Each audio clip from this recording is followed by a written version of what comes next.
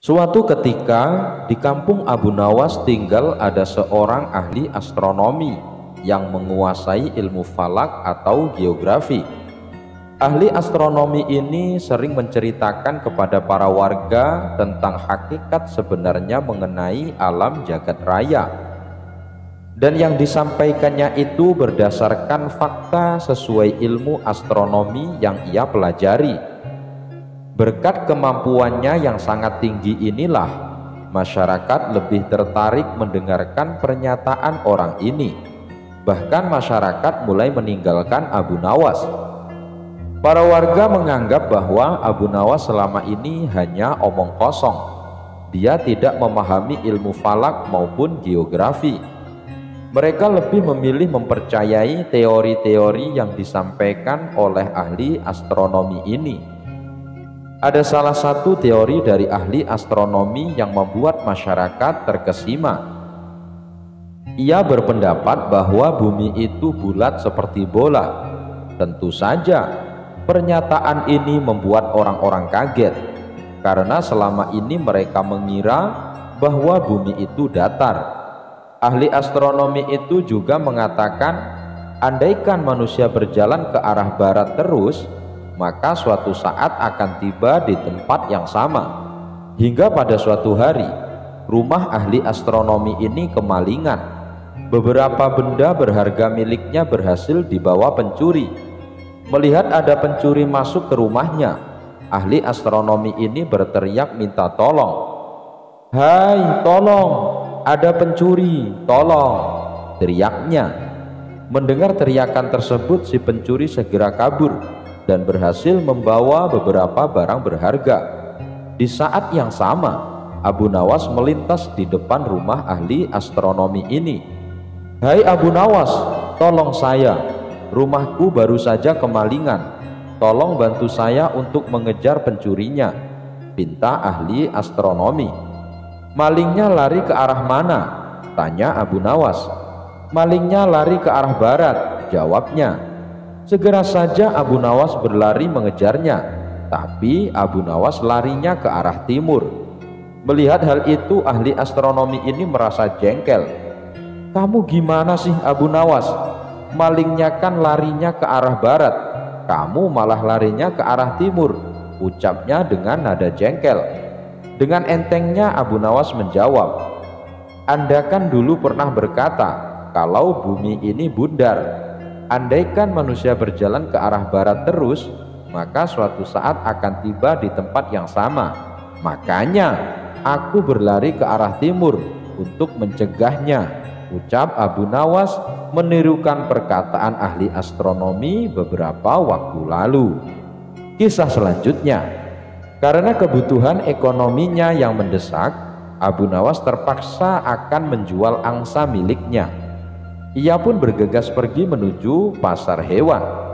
Tapi karena cuaca hari itu cukup panas, di tengah perjalanan Abu Nawas memilih untuk beristirahat sebentar.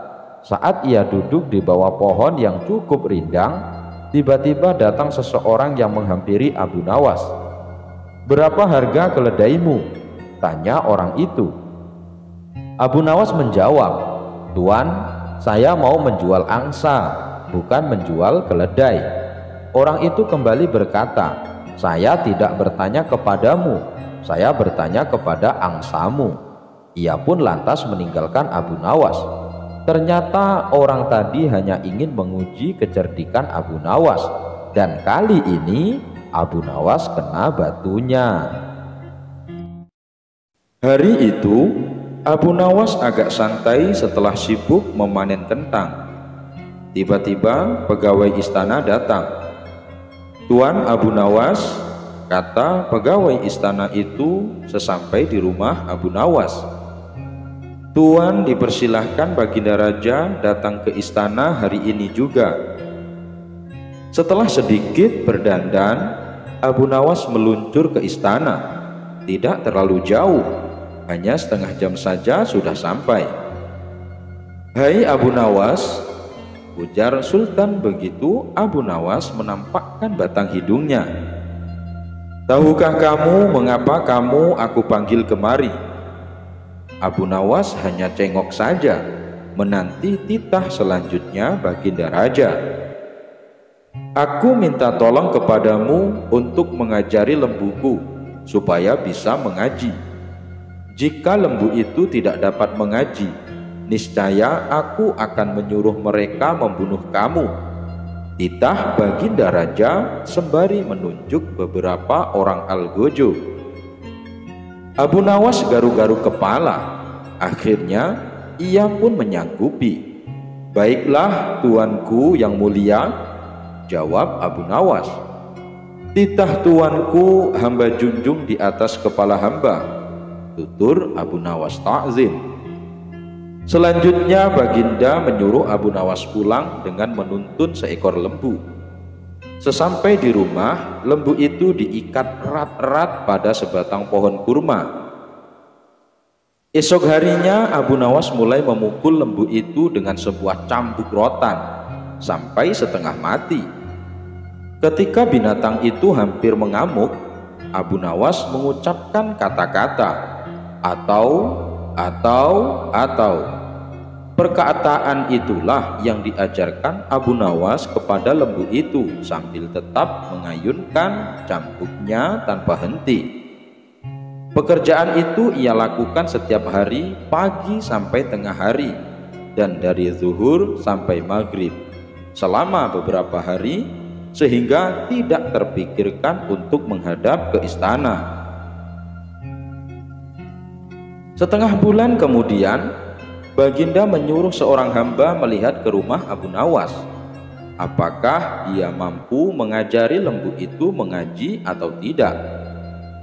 Apa yang disaksikan oleh hamba sahaya tadi di rumah Abu Nawas tiada lain cambukan yang dilancarkan oleh Abu Nawas ke badan lembu itu sambil berkata atau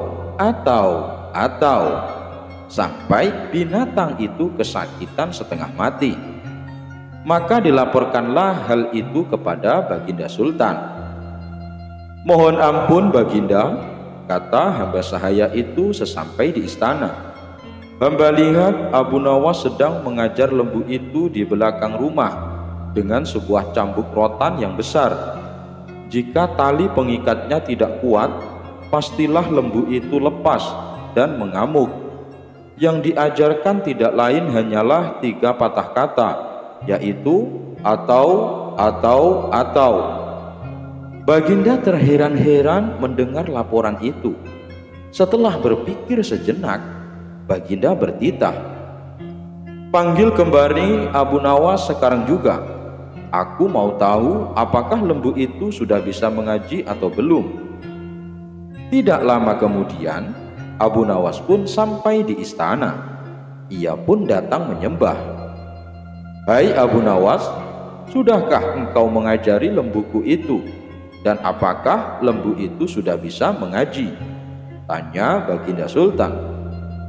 Sudah bisa sedikit-sedikit yang mulia, jawab Abu Nawas. Tadi aku suruh seorang hamba melihat ke rumahmu. Katanya engkau mengajari lembu itu kalimat atau. Aku mau tahu apa artinya perkataan itu. Ampun yang mulia Paduka, kata Abu Nawas. Arti atau itu adalah jika bukan lembu yang mati, atau hamba, atau tuanku, atau tidak ada salah seorang yang mati, hamba tidak akan puas, sebab sampai habis umurnya sekalipun binatang itu tidak akan bisa mengaji. Itu sebabnya binatang itu hamba cambuk agar mati. Dengan demikian hamba senang karena pekerjaan hamba dapat selesai, atau hamba yang mati, atau Paduka yang mati, atau salah satu, barulah habis perkara lembu itu. Baginda terperanjat di tempat duduknya, tidak dapat berkata sepatah kata pun. Setelah tercenung sejenak, Baginda berkata, kalau begitu lembu itu boleh kamu ambil, atau kamu jual, atau kamu buat sate. "Terima kasih banyak Baginda Raja," kata Abu Nawas sambil menyembah hingga kepalanya menyentuh tanah.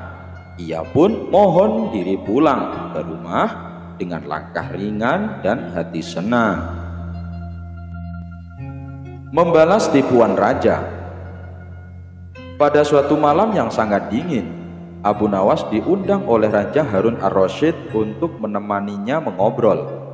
Nah, pada saat obrolan mereka tentang rasa dingin, tiba-tiba sang raja bertanya kepada Abu Nawas, "Wahai Abu Nawas, maukah engkau telanjang bulat di atas atap malam ini?"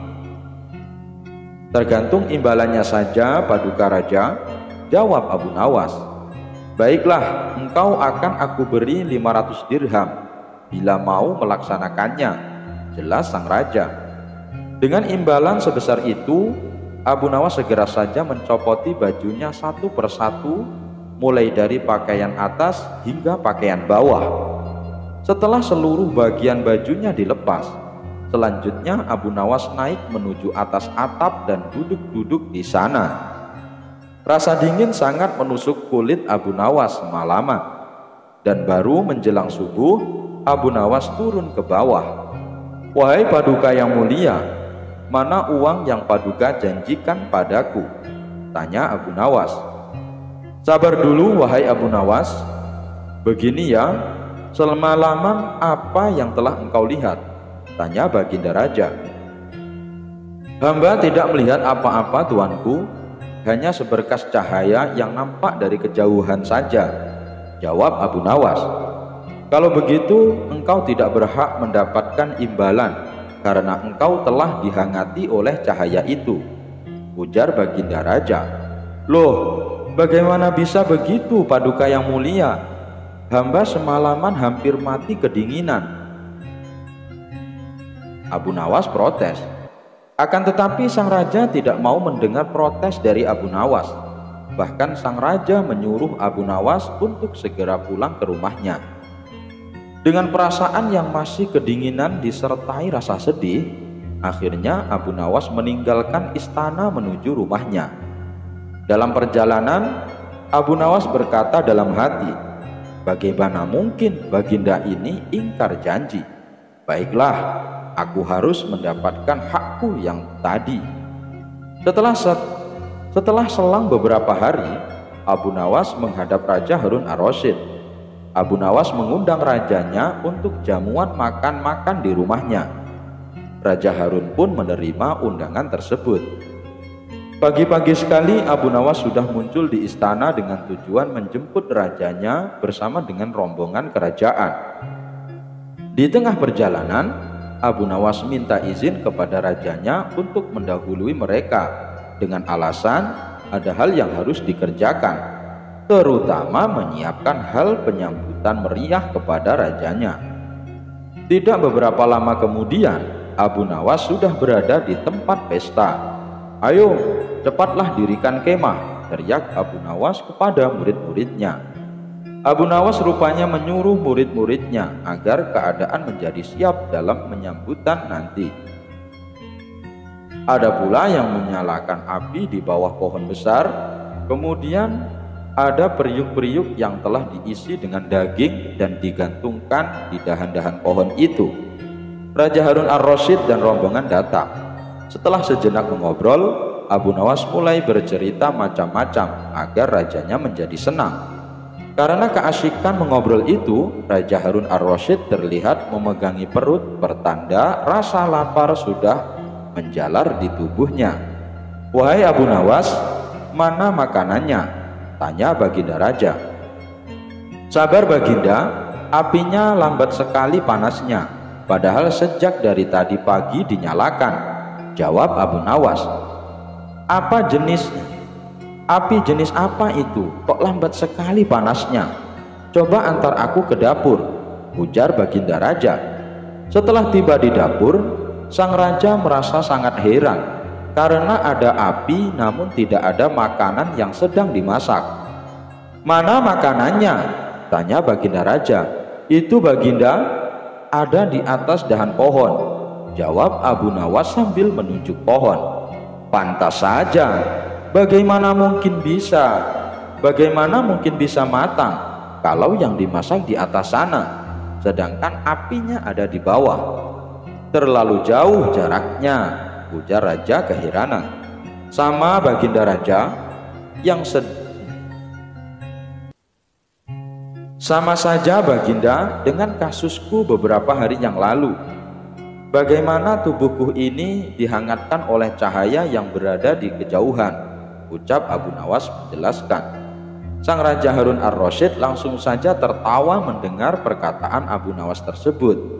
Ia kemudian memerintahkan salah seorang pengawalnya untuk memberikan hadiah berlipat 2 kali dari yang pernah ia janjikan kepada Abu Nawas. Selamat ya Abu Nawas, 1000 dirham. Lalu buat apa tuh? Cara melihat setan. Suatu hari Abu Nawas akan pergi ke hutan untuk mencari kayu bakar. Tiba-tiba di tengah perjalanan ada seorang laki-laki yang menghampiri Abu Nawas. Laki-laki yang menemui Abu Nawas ini terkenal dengan kebijakannya. Dia suka mabuk-mabukan, berjudi, dan main wanita. Si laki-laki tadi langsung bertanya kepada Abu Nawas, "Wahai Abu Nawas, aku ingin sekali memiliki kemampuan melihat setan. Apakah kau bisa mengajariku?" Abu Nawas sempat menahan tawa mendengar permintaan laki-laki itu. "Tentu saja bisa. Cepat sekali kau bertemu denganku," jawab Abu Nawas. Laki-laki tersebut senang bukan main dengan jawaban Abu Nawas. "Lalu bagaimana caranya, wahai Abu Nawas?" tanya laki-laki itu kembali. "Itu mudah sekali. Apakah kau memiliki cermin di rumah?" tanya balik Abu Nawas. "Tentu saja punya, wahai Abu Nawas," jawab laki-laki tadi. "Jadi begini caranya, pandangi cerminmu betul-betul. Tak butuh waktu lama kau akan melihat bentuk setan yang ingin kau ketahui itu," jawab Abu Nawas. Lalu laki-laki tadi berlalu sambil tertawa. "Kurang ajar kau Abu Nawas," ucapnya sambil tertawa. Kemudian Abu Nawas melanjutkan perjalanannya menuju hutan. Saat memasuki hutan, Abu Nawas melihat seorang pemuda yang akan mengakhiri hidupnya dengan terjun ke jurang. "Hai kau, apa yang akan kau lakukan?" tanya Abu Nawas sembari berlari mendekatinya. "Pergilah kamu dari sini, jangan campuri urusanku," bentak si pemuda.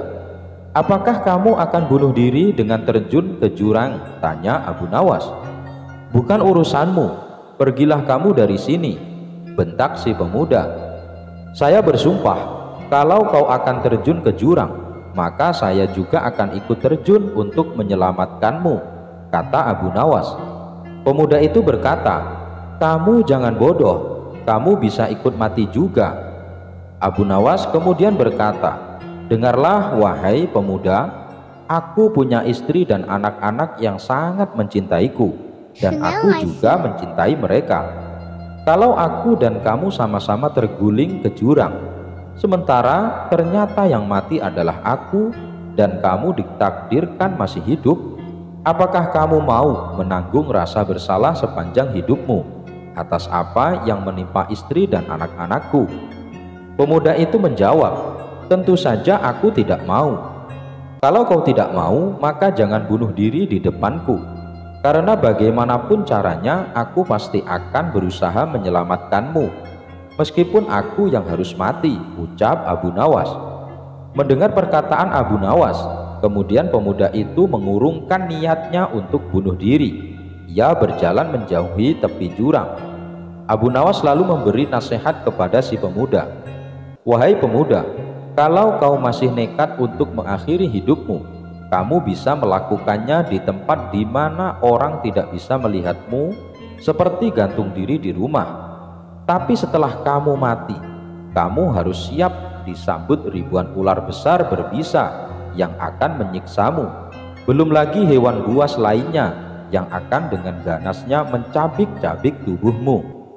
Ketahuilah bahwa bunuh diri itu perbuatan keji dan dosa besar yang tak akan pernah diampuni selamanya.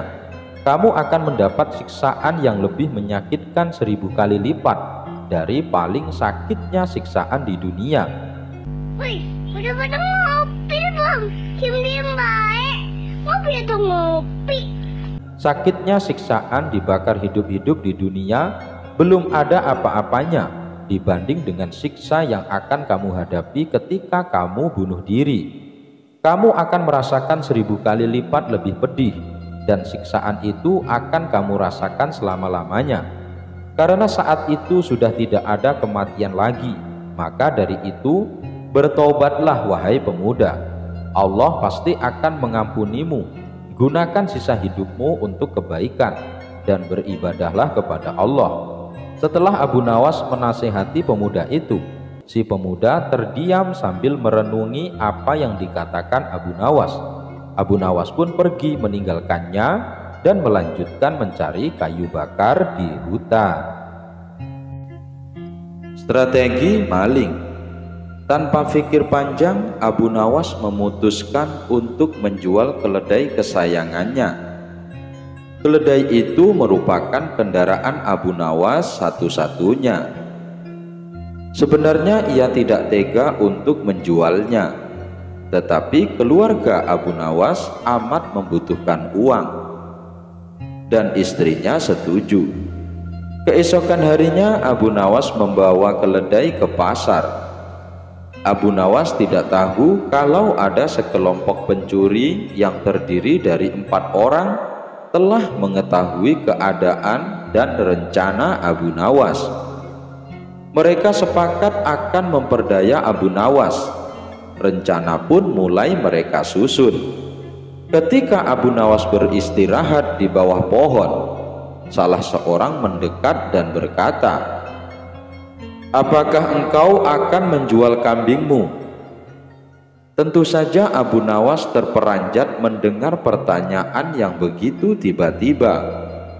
"Ini bukan kambing," kata Abu Nawas. "Kalau bukan kambing, lalu apa?" tanya pencuri itu selanjutnya. "Ini keledai," kata Abu Nawas. "Kalau engkau yakin itu keledai, jual saja ke pasar dan tanyakan pada mereka," kata komplotan pencuri itu sambil berlalu. Abu Nawas tidak terpengaruh. Kemudian ia meneruskan perjalanannya. Ketika Abu Nawas sedang menunggang keledai, pencuri kedua menghampirinya dan berkata, "Mengapa kau menunggang kambing?" "Ini bukan kambing, tapi keledai." "Kalau itu keledai, aku tidak bertanya seperti itu. Dasar orang aneh. Kambing kok dikatakan keledai?" "Kalau ini kambing, aku tidak akan menungganginya," jawab Abu Nawas tanpa ragu. "Kalau engkau tidak percaya, pergilah ke pasar dan tanyakan pada orang-orang di sana," kata pencuri kedua sambil berlalu. Abu Nawas belum terpengaruh dan ia tetap berjalan menuju pasar. Pencuri ketiga datang menghampiri Abu Nawas. "Hai Abu Nawas, akan kau bawa kemana kambing itu?" Kali ini Abu Nawas tidak segera menjawab. Ia mulai ragu. Sudah 3 orang mengatakan kalau hewan yang dibawanya adalah kambing. Pencuri ketiga tidak menyia-nyiakan kesempatan. Ia makin meracuni otak Abu Nawas. "Sudahlah, biarpun kau bersikeras hewan itu adalah keledai, nyatanya itu adalah kambing." Abu Nawas berhenti sejenak untuk beristirahat di bawah pohon. Pencuri keempat melaksanakan strategi busuknya. Ia duduk di samping Abu Nawas dan mengajak tokoh cerdik ini untuk berbincang-bincang. "Aha, bagus sekali kambingmu ini." Pencuri keempat membuka percakapan. "Kau juga yakin ini kambing?" tanya Abu Nawas. "Loh, ya jelas. Kalau hewan ini adalah kambing. Kalau boleh aku ingin membelinya." Berapa kau mau membayarnya? 3 dirham. Abu Nawas setuju. Setelah menerima uang dari pencuri, kemudian Abu Nawas langsung pulang. Setiba di rumah, Abu Nawas dimarahi istrinya. Jadi keledai itu hanya engkau jual 3 dirham lantaran mereka mengatakan bahwa keledai itu kambing. Abu Nawas tidak bisa menjawab. Ia hanya mendengarkan ocehan istrinya dengan setia sambil menahan rasa dongkol. Kini ia baru menyadari kalau sudah diperdayai oleh komplotan pencuri yang menggoyahkan akal sehatnya. Abu Nawas merencanakan sesuatu. Ia pergi ke hutan mencari sebatang kayu untuk dijadikan sebuah tongkat yang nantinya bisa menghasilkan uang. Rencana Abu Nawas ternyata berjalan lancar. Hampir semua orang membicarakan keajaiban tongkat Abu Nawas. Berita ini juga terdengar oleh para pencuri yang telah menipu Abu Nawas. Mereka langsung tertarik. Bahkan mereka melihat sendiri ketika Abu Nawas membeli barang atau makan tanpa membayar, tetapi hanya dengan mengacungkan tongkatnya. Mereka berpikir kalau tongkat itu bisa dibeli, maka tentu mereka akan kaya, karena hanya dengan mengacungkan tongkat itu mereka akan mendapatkan apa yang mereka inginkan. Akhirnya mereka mendekati Abu Nawas dan berkata, "Apakah tongkatmu akan dijual?" "Tidak," jawab Abu Nawas dengan cuek. "Tetapi kami bersedia membeli dengan harga yang amat tinggi," kata mereka. "Berapa?" kata Abu Nawas pura-pura merasa tertarik. 100 dinar uang emas, kata mereka tanpa ragu-ragu.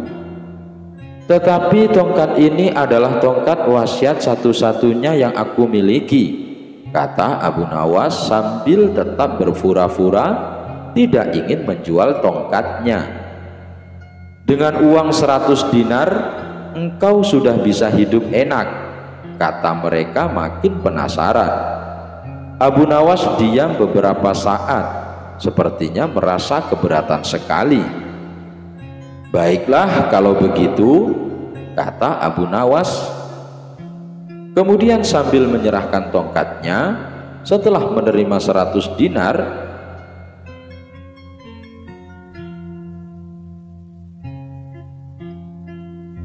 "Baiklah kalau begitu," kata Abu Nawas. Kemudian sambil menyerahkan tongkatnya, setelah menerima 100 dinar uang emas, Abu Nawas segera melesat pulang. Para pencuri itu segera mencari warung terdekat untuk membuktikan keajaiban tongkat yang baru mereka beli. Seusai makan, mereka mengacungkan tongkat itu kepada pemilik kedai. Tentu saja pemilik kedai marah. "Apa maksudmu mengacungkan tongkat itu padaku? Bukankah Abu Nawas juga mengacungkan tongkat ini dan engkau membebaskannya?" tanya para pencuri itu. "Benar, tetapi engkau harus tahu bahwa Abu Nawas menitipkan sejumlah uang kepadaku sebelum makan di sini." Gila, ternyata kita tidak mendapat keuntungan sama sekali menipu Abu Nawas. Kita malah rugi besar, umpat para pencuri dengan rasa dongkol.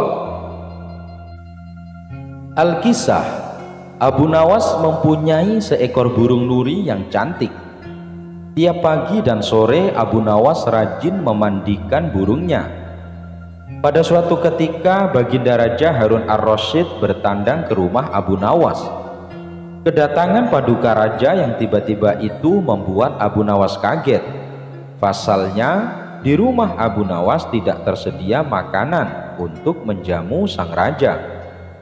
"Tidak usah repot-repot Abu Nawas, saya hanya mampir sebentar. Bagaimana kabarmu? Lama sekali kamu tidak ke istana," ucap sang raja. Alhamdulillah, keadaan saya baik-baik saja, Paduka yang mulia, balas Abu Nawas. Paduka Raja mengamati sekeliling rumah Abu Nawas. Saat matanya tertuju ke pojokan rumah, Paduka Raja melihat seekor burung nuri di dalam sangkar. "Kamu sekarang memelihara burung, wahai Abu Nawas?" tanya sang raja. "Betul sekali, Paduka yang mulia," jawab Abu Nawas. Sang raja kembali berkata, "Burung kamu bagus, bulunya juga indah. Saya suka sekali melihatnya. Kalau kamu berniat menjualnya, jangan ditawarkan kepada orang lain. Tawarkan saja kepadaku. Berapapun harganya, pasti aku akan membayarnya." Abu Nawas tidak menjawab. Ia hanya menganggukkan kepalanya. Tapi dalam hati Abu Nawas berkata, "Mana mungkin aku menjual burung yang tidak berharga ini kepada Baginda Raja." Akhirnya keesokan paginya Abu Nawas datang ke istana. Dia datang dengan membawa burung nuri yang diinginkan Baginda Raja. Abu Nawas tidak ingin menjualnya. Dia ingin memberikan cuma-cuma kepada Baginda Raja. Tapi di pintu gerbang istana, dua orang pengawal menahannya. Mereka berdua adalah kepercayaan menteri istana yang dengki kepada Abu Nawas. "Ada keperluan apa kamu datang kemari?" tanya pengawal. Abu Nawas menjawab, "Tempo hari Paduka Raja datang ke rumah saya dan menyukai burung saya. Oleh sebab itu saya ingin memberikan burung ini kepada Paduka Raja." Salah seorang pengawal berkata, "Tinggalkan saja burung jelek itu di sini. Biar aku yang menyerahkannya kepada Paduka Raja." Abu Nawas pun menurut. Dalam situasi seperti ini ia tidak mungkin melawan. Tapi suatu saat mereka pasti akan mendapatkan balasannya. Kedua pengawal itu lalu menukar burung Abu Nawas dengan burung gereja. Setelah itu diserahkan kepada Paduka Raja. "Paduka yang mulia, ini ada titipan burung dari Abu Nawas," ucap pengawal kurang ajar. "Abu Nawas," kata sang raja dengan nada penuh emosi. Sang raja merasa terhina dengan perbuatan Abu Nawas. Burung nuri yang diharapkannya, tapi burung gereja yang dikirimkan. Sang menteri yang dengki kepada Abu Nawas tersenyum puas melihat kinerja anak buahnya. "Kali ini engkau pasti akan kena hukuman, wahai Abu Nawas," ujarnya dalam hati. Tanpa menunggu waktu, saat itu juga Baginda Raja mendatangi Abu Nawas. "Hai Abu Nawas, kalau keberatan menjual burung nuri kepadaku, aku tidak apa-apa. Tapi jangan kau kirim burung gereja ke istana. Itu suatu penghinaan buatku," kecam Baginda dengan mata memerah, menahan amarah. Abu Nawas kaget mendengar perkataan Paduka Raja. Padahal yang ia kirimkan adalah burung nuri sesuai dengan keinginan sang raja. Tapi Abu Nawas tidak mempunyai saksi untuk membuktikannya. Sedangkan kedua pengawal yang menghadangnya di istana adalah orang kepercayaan menteri yang dengki kepada dirinya. Tapi Abu Nawas tidak kehilangan akal. "Begini Paduka yang mulia," tutur Abu Nawas, mencoba meredakan amarah Baginda. "Istana Paduka telah kemasukan dua orang penyihir." Raja bertanya heran, "Penyihir yang mana, wahai Abu Nawas? Siapa mereka?" Abu Nawas menjawab, "Dua orang penjaga pintu istana itulah penyihirnya. Mereka telah menyihir burung nuri menjadi burung gereja. Kalau Paduka tidak percaya, tunggulah besok di istana. Paduka akan menyaksikan sendiri betapa hebatnya sihir mereka. Saya masih punya burung satu lagi untuk Paduka Raja." Sang raja bertanya, "Burung apa itu, wahai Abu Nawas?" "Burung pipit, Paduka yang mulia," balas Abu Nawas. Apa, burung pipit? Kamu sendiri kan tahu, saya tidak suka dengan burung pipit.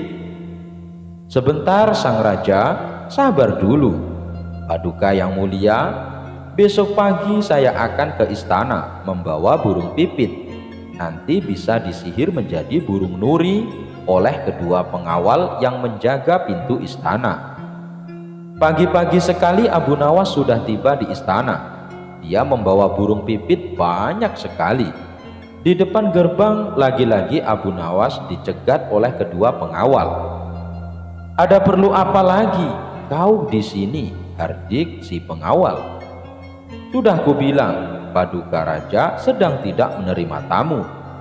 Abu Nawas menjawab, maaf, kemarin aku keliru. Aku sebenarnya ingin memberikan burung pipit ini kepada Paduka, tapi aku keliru mengambilnya. Paduka pasti marah-marah mendapat kiriman burung nuri tersebut. Semua orang tahu Baginda sangat benci dengan burung nuri. Dia pernah tersesat di hutan gara-gara burung nuri sialan itu. Maafkan aku telah membuat Baginda marah. Taruh saja di situ, biar nanti aku yang akan menyerahkan kepada Paduka, perintah pengawal istana. Terpengaruh bujukan Abu Nawas, kedua kaki tangan yang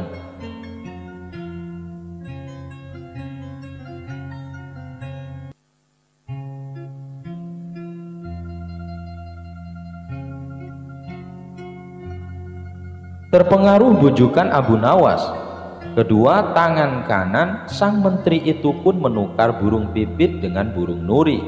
Setelah itu mereka menyerahkannya kepada Baginda Raja.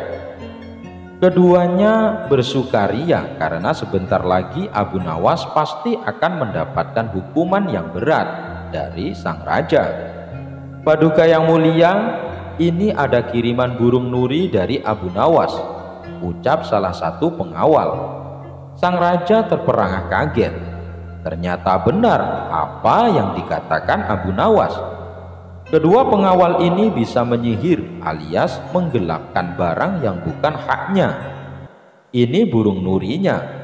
Lalu mana burung pipitnya? Sindir Baginda yang langsung membuat wajah kedua pengawal itu pucat pasi.